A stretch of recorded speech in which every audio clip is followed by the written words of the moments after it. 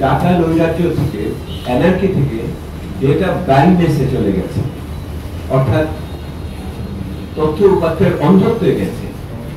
আজকে বলছি আপনাদের কাছে, ইংরেজি কি হবে জানি না, আপনি ইংরেজি করেন, আপনি করেন, তথ্য উপাত্তের অপঘাত হয়েছে। আগে যদি এখানে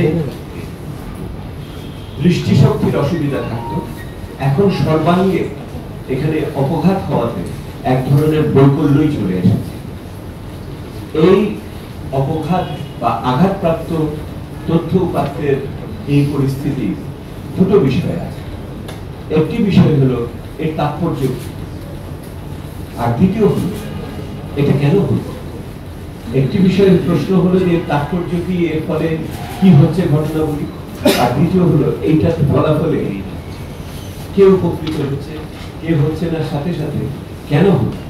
এইরকম পরিস্থিতিতে ওই 90 দশকের স্বর্ণযুগ থেকে আমরা কেন এইরকম একটি পরিস্থিতির উপনীত হলাম, যেটা আমি মাইক্রোফোনের সামনে বলতে পারি না, থেকে আপনাদের ঢোকার ক্ষেত্রে যে নিয়ন্ত্রণ আরোপ করা হচ্ছে। একটি রাষ্ট্রীয় প্রতিষ্ঠান, সংসদ, সংবিধান এবং তার প্রবিধি দিয়ে তার স্বচ্ছতা, জবাবদিহিতা নিশ্চিত করার দায়িত্ব আমাদের নিয়ম নীতির ভিতরে আছে।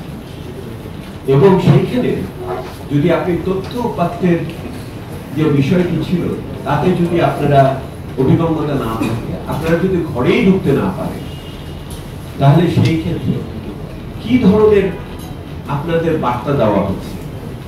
বার্তা কি দেওয়া হচ্ছে এই যে আসলে ওই তথ্য উপাত্ত এমন যে তথ্য উপাত্ত যদি জনসমক্ষে প্রকাশ পায় তাহলে বড় ধরনের নাশকতা হয়ে যাবে,